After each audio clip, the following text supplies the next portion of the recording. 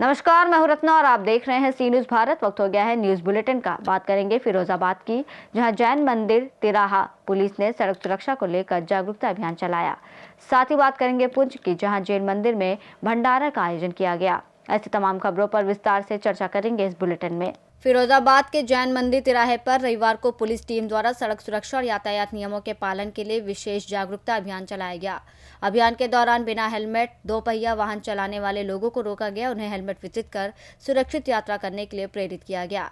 CO ने जानकारी दी कि यातायात माह के दौरान कुल 20,653 चालान किए गए।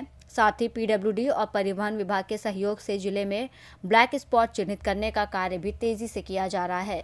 उन्होंने वाहन चालकों से तेज रफ्तार से बचने, यातायात नियमों का पालन करने और सड़क पर सावधानी बरतने की अपील की। पुलिस द्वारा चलाए गए इस अभियान को स्थानीय लोगों ने सराहा और इसे सड़क दुर्घटनाओं में कमी लाने के लिए महत्वपूर्ण कदम बताया। सर, आज यातायात माह का समापन किया गया। किस तरह का कार्यक्रम किए गए हैं और यातायात माह में अब तक की कितनी कार्रवाई इस जनपद में की गई है? जी देखिए, जैसा आप सब जानते हैं, यातायात माह चल रहा है और आज उसका अंतिम दिन था। तो हम एसएसपी फिरोजाबाद सर के निर्देशन में लगातार लोगों को जागरूक करने का कार्य कर रहे हैं। इसी क्रम में आज जैन मंदिर में हमने लोगों को हेलमेट बांटकर प्रोत्साहित किया है कि वो यातायात नियमों का पालन करें और हमेशा गाड़ी चलाते वक्त हेलमेट पहने। और रही बात कार्रवाई की, चालान की, तो हमने लगभग 20,653 कुल चालान विभिन्न मदों में कर चुके हैं अब तक। सर, 3 दवाइयों को लेकर जो आए दिन हादसे बढ़ रहे हैं, उनको लेकर किस तरह का जागरूक अभियान चलाया गया इस पूरे मामले? इनको लेके जो एक्सीडेंट बढ़ रहे हैं इसको लेकर जागरूक अभियान चलाया गया, तो किस तरीके का अभियान रहा है पूरे मामले? देखिए, जैसा कि यातायात माह के साथ साथ हमारे जिले में जीरो फैटेलिटी डिस्ट्रिक्ट का भी अभियान चल रहा है। इसके तहत हमने विभिन्न ब्लैक स्पॉटों का चिन्हीकरण स्टार्ट कर दिया है और विभिन्न विभागों के साथ, जैसे पीडब्ल्यूडी, एनएचएआई के साथ मिलकर हम उनके सुधार कर रहे हैं और लगातार लोगों को जागरूक कर रहे हैं कि वो यातायात नियमों का पालन करें, सीट बेल्ट पहने, हेलमेट पहने। और लगातार हम ओवर स्पीडिंग और ड्रिंक एंड ड्राइव के केसेस पे भी कार्रवाई कर रहे हैं। फिरोजाबाद से सी न्यूज संवाददाता बबलू फरमान की रिपोर्ट। फिरोजाबाद जिले के शिकोहाबाद नगर के यंग स्कॉलर्स विद्यालय के कार्यक्रम में प्रदेश सरकार के पर्यटन और संस्कृति मंत्री जयवीर सिंह ने छात्र छात्राओं को संबोधित करते हुए कहा कि विकसित भारत और सोने की चिड़िया भारत बनाने के लिए जल, जीवन, हवा और पानी की बर्बादी ना करें। उन्होंने मदनी द्वारा देश विरोधी बयान पर कार्रवाई के सवाल पर कहा कि अति शीघ्र कार्रवाई की जाएगी और कोई बख्शा नहीं जाएगा। वहीं उन्होंने अखिलेश यादव के 3 करोड़ वोट काटने और भाजपा में माफिया से जुड़े सवाल पर भी तीखा हमला किया। मंत्री ने कहा कि 2012 और 17 की सरकार में बच्चों के पढ़ाई के दौरान अपहरण और फिरौती का डर था। जंगल राज्य की स्थिति थी और जनता इसे नहीं भूली है। उन्होंने वन माफिया और वन डिस्ट्रिक्ट के फार्मूले को सपा सरकार की भूल बताया और कहा कि भविष्य में ऐसी परिस्थितियां नहीं दोहराई जाएंगी। मदनी ने बयान दिया है, राष्ट्रद्रोह की परिभाषा में आता है, उन पर कोई कार्रवाई क्यों नहीं हो रही है अभी तक? धैर्य, संयम रखिए। हिंदुस्तान की एकजुटता, राष्ट्र की एकता, अखंडता किसी भी कीमत पर छूने का अधिकार किसी को नहीं है। अखिलेश यादव का कहना है कि करीब 3 करोड़ वोट काटने की उत्तर प्रदेश में एसआईआर के द्वारा तैयारी चल रही है। देखिए, वोटर मतदाता सूची का शुद्धिकरण का कार्य चल रहा है। किसी के न वोट काटे जा रहे हैं, जोड़े जा रहे हैं। वही वोट रहेंगे जो वास्तविक हैं, जो सही हैं, वो कोई जुड़ने से न बचे, ये हम प्रयास कर रहे हैं। अवैध वोट स्वतः अपने आप हट जाए, ये इस लेटेस्ट टेक्नोलॉजी की प्रक्रिया में किसी का वोट डबल है, किसी का ट्रिपल है, किसी की शादी यहाँ लड़की की हुई, मायके में वोट है, ससुराल में वोट है, मर गया 20 साल हो गए अभी तक वोट है, 6 जगह नगर में रह रहा है, गांव में भी वोट है, तीसरी नगर पालिका में वोट है। ऐसे वोट रहने चाहिए। जरा अखिलेश जी जवाब दे रहे हैं। अखिलेश यादव जी ने कल प्रेस वार्ता में कहा था कि भाजपा में one district, one mafia, meat mafia, भू माफिया सब लोग भरे पड़े। मुझे लगता है अखिलेश जी को ये बात याद आ गई 12 से 17 वाले कार्यकाल में। इस समय हम लोग one district one product ODOP दे रहे हैं। विकास की नई इतिहास और कहानी लिखने का उत्तर प्रदेश काम कर रहा है। हर क्षेत्र में चौमुखी विकास की बात हो, कानून के राज की बात हो या अपराधों पर नियंत्रण की बात हो, आज उत्तर प्रदेश वो प्रदेश बन गया है जिसका अनुसरण करने का अन्य राज्य प्रयोग कर रहे हैं। आज बिहार कर रहा है। अन्य राज्य उदाहरण करके कहते हैं कि योगी जैसा राज चाहिए, योगी जैसे बाबा जी का बुलडोजर चाहिए। लेकिन अखिलेश जी को याद कर लेना चाहिए कि जो वन डिस्ट्रिक्ट वन माफिया ये लागू होता अखिलेश जी पे। एक जिले में एक माफिया ने जिला चलाने का काम किया था, गुंडई, अराजकता, जमीनों पर कब्जे, चौथ वसूली। यही बच्चे 12 से 17 में ये दोपहर में स्कूल में 10 मिनट भी लेट हो जाते थे तो घर वाले विचलित हो जाते थे। हनुमान जी का 40 पढ़ते थे कि अपहरण न हो जाए, फिरौती न देनी पड़ जाए, बलात्कार न हो जाए, अब और कोई घटना न हो जाए। ये हालत थी और उन्हीं हालातों के कारण उत्तर प्रदेश की जनता ने एकमुश्त होकर के अखिलेश जी को गद्दी से बेदखल करके प्रचंड बहुमत से बीजेपी की और बाबा योगी जी की सरकार बनाने का काम किया था।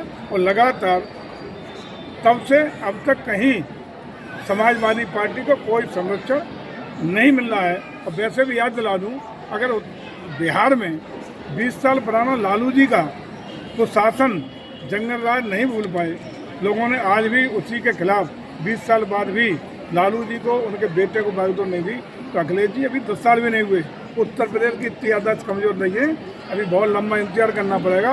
इंतजार करिए, बुद्धे हो जाएगा, सत्ता में आने वाले नहीं। फिरोजाबाद से सीनियर संवाददाता बबलू फरमान की रिपोर्ट। खटीक समाज युवा विकास समिति कोटा संभाग द्वारा दीपावली स्नेह मिलन समारोह और पुस्तकालय का विमोचन संत परमानंद भारती खटीक छात्रावास कोटा में आयोजित किया गया। कार्यक्रम की अध्यक्षता संभागीय अध्यक्ष धर्मवीर चंदक ने की, जबकि पुस्तकालय का उद्घाटन राजस्थान सरकार के शिक्षा और पंचायती राज मंत्री मदन दिलावर ने किया। इस अवसर पर कोटा जिला अध्यक्ष संजय सामरिया, पूर्व अध्यक्ष दिनेश खटीक, राम अवतार समरिया सहित कई गणमान्य सदस्य और समाज के बड़े पैमाने पर लोग मौजूद रहे। कार्यक्रम का संचालन लक्ष्मण आर्य और व्याख्याता शारीरिक शिक्षक ने किया। कोटा से सीनियर संवाददाता सुरेश कुमार पटेरिया की रिपोर्ट। पुंछ के जेल मंदिर में भंडारे का आयोजन किया गया, जिसका उद्देश्य लोगों में एकता, भक्ति और सांप्रदायिक सद्भाव को बढ़ावा देना है। इस धार्मिक आयोजन में स्थानीय श्रद्धालुओं ने बढ़ चढ़कर भाग लिया और मंदिर प्रांगण में प्रसाद का वितरण किया गया, जिससे सभी ने सामूहिक भक्ति और भाईचारे का अनुभव किया। पुंछ से सीनियर संवाददाता सौरभ दत्त की रिपोर्ट। जम्मू कश्मीर में सफारी चौधरी ने अल्फाज डिंग के अधिकारों की रक्षा के लिए सरकार से तत्काल कार्रवाई की मांग की है।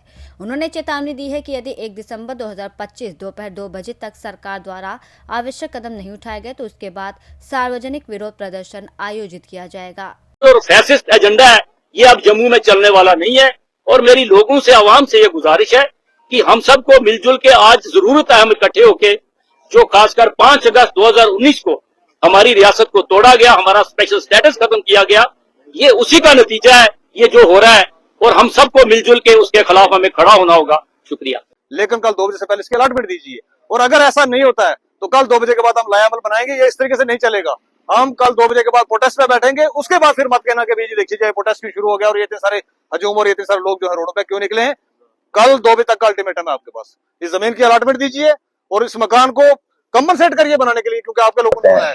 क्या एक आप रिप्रेजेंटेशन मेरे नाम लिखिए आप, ठीक है, या चीफ मिनिस्टर साहब के नाम लिखिए आप, एक रिप्रेजेंटेशन लिखिए, अपनी दास्तान लिखिए, उस पर हम, ठीक है सर, क्योंकि जमा जमानी तो बात नहीं चलेगी, ठीक है।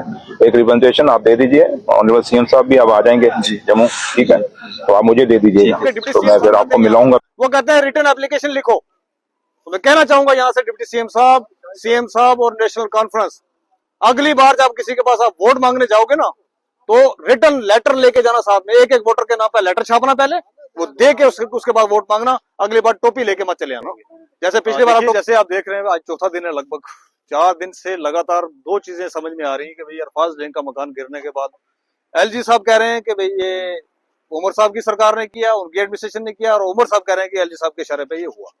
हमें आपसे कोई लेना देना नहीं है जी, ये उमर साहब ने किया तो भी और अगर ये एलजी साहब ने कराया तो भी। अगर आपको पता नहीं है तो कम से कम ये जो बच्चे हमारे 4 दिन से यहाँ पर नीले छत के नीचे जो स्कूल नहीं जा सकते हैं, जिनका वॉशरूम तोड़ दिया गया है, जिनका घर तोड़ दिया गया, जो सो नहीं पा रहे हैं, उनके लिए आपने क्या किया? हमारा सीधा सवाल आपसे है। आप चीफ मिनिस्टर यहाँ पर एज ए चीफ मिनिस्टर रहते हुए आप कहते हैं हमारे पास पावरें नहीं है। कितनी पावरें चाहिए थी अगर आप एक टेंट यहाँ पर भेज देते हैं बच्चों के लिए, लेकिन आपने नहीं भेजा। कितने पावरें चाहिए थी आपको अगर ये 5 मरले का मकान जो जहां पर था ये तोड़ा गया है, अगर आपको नहीं पता था, ये सच बात है अगर, तो इसको अलॉट करके देने के लिए कौन सी पावरें चाहिए थी आपको? वो पावरें कहां से आनी थी? हमें बता दीजिए, हम वो पावरें लाके देते हैं आपको। आपके पास फॉर्च्यूनर खरीदने के लिए पावरें हैं, आपके पास 3-3 लाख रुपए सैलरी लेने के लिए पावरें हैं, लेकिन किसी गरीब के लिए 5 मरले का अलॉटमेंट देने के लिए पावरें नहीं, जिसके लिए हम परसों से कह रहे हैं आपको लगातार कि भाई इसके हम पैसे देने के लिए भी तैयार हैं, इसके अलॉटमेंट के पेपर भेजो। आप वो ना करके आप बहानेबाजी लगा रहे हो जी, मुझे तो पता नहीं था। कल आपके डिप्टी सीएम साहब आते हैं यहाँ पर, वो कहते हैं रिटर्न एप्लीकेशन लिखो। तो मैं कहना चाहूंगा यहाँ से डिप्टी सीएम साहब और नेशनल कॉन्फ्रेंस, अगली बार जब किसी के पास आप वोट मांगने जाओगे ना, तो रिटर्न लेटर लेके जाना साथ में। एक एक वोटर के नाम पर लेटर छापना, पहले वो दे के उसके बाद वोट मांगना। अगली बार टोपी लेके मत चले आना। पुंछ से सी न्यूज संवाददाता सौरभ दत्त की रिपोर्ट। बुलेटिन में फिलहाल इतना ही। देश और दुनिया की तमाम बड़ी खबरों के लिए देखते रहिए सी न्यूज भारत।